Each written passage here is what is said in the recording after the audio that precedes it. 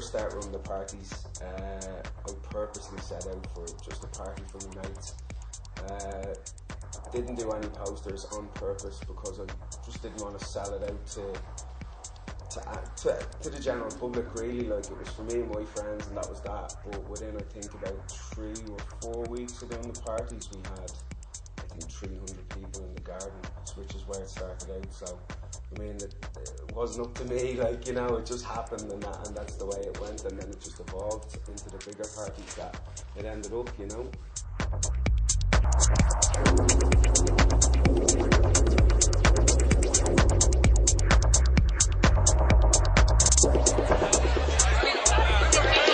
What do you think about actually just got all these youngsters spinning their discs? Fucking shite, if you ask me.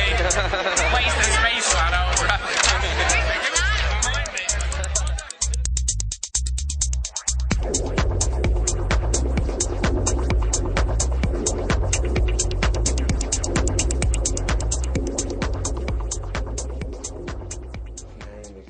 Thanks to Al Kennington for that one.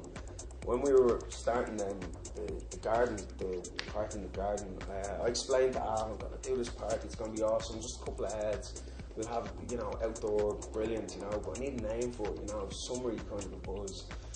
We were sitting in Stephen's Green, actually, and I remember this, and we were just chatting and having a laugh, whatever, and he came up with mixed salad, and I thought, perfect, it's summery, it's, you know, it plays on DJing, mixing records, and it plays on the summer, plays on everything. So we decided to go for that, and he designed us up a logo, which was a record, and I think it was a spoon and a fork on either side of it. So it's like for mixing salad, whatever, you know. But yeah, it was cool. Like Al Kennington, he'd be responsible for that one.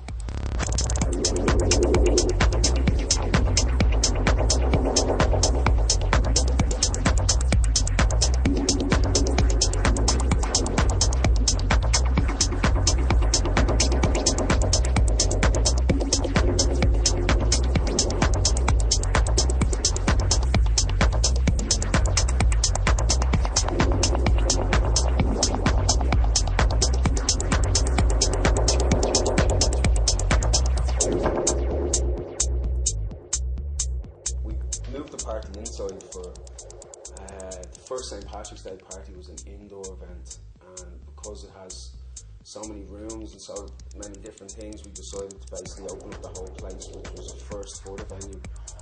So we took on obviously a whole lot of other DJs. We had visuals guys, we jazzed the place up a bit. Like, it is only a pub off Thomas Street, you know what I mean? So we had to make it more than that. We had to make it something that resembled a club or resembled a venue or resembled something. We moved in there was nothing, so I mean, it was up to us to create a vibe and create an atmosphere where people, you know, they thought, like, it wasn't just a pub when we were finished with it, you know what I mean? It was a party, it was a good, packed club vibe, you know, in certain rooms. So yeah, I suppose just the decor and the people we got involved and the different DJs and getting into sound systems and keeping it fresh that way. We also introduced kind of in the bar some chart music that kind of had a bit of crossover for other people. You didn't necessarily have to be into the clubbier stuff to come to the party. You could come down and just hang in the bar or be in the garden or whatever, you know. So we injected elements into the party that appealed to more than just people that were into house or techno or whatever else was what we were doing at the start, you know.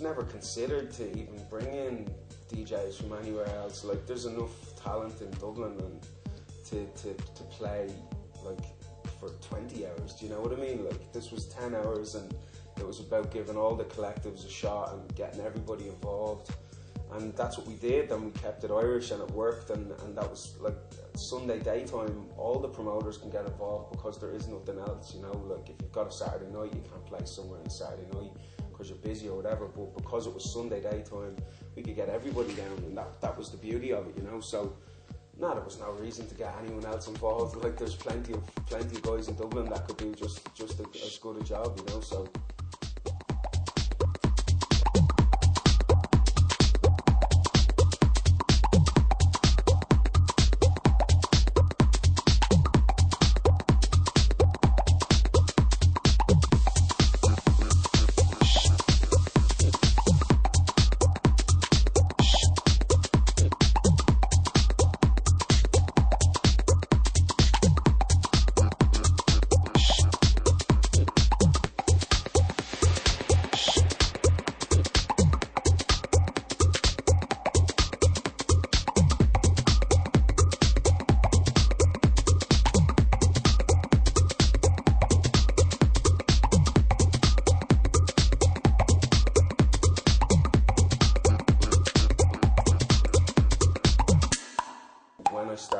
Salad, we brought down DJs from all over Dublin, and there was so many hours to put on different music that it was always going to be more than just house or more than just techno or more than just any one particular kind, because there was such a long day to kind of to play around with, you know. So we had DJs from house DJs to electro DJs to techno DJs to chart DJs, you know. I mean, we had all kinds of guys down there. So musically,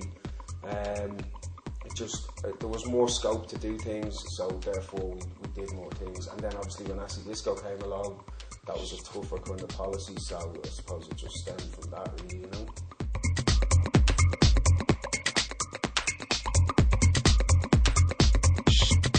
Biggest hassle was in the first year, maybe 2 years, when we were just in the garden. We had she wasn't even I wouldn't call her an elder, because she wasn't. She was like mid-30s. She just hated the music, and she lived local, so it was like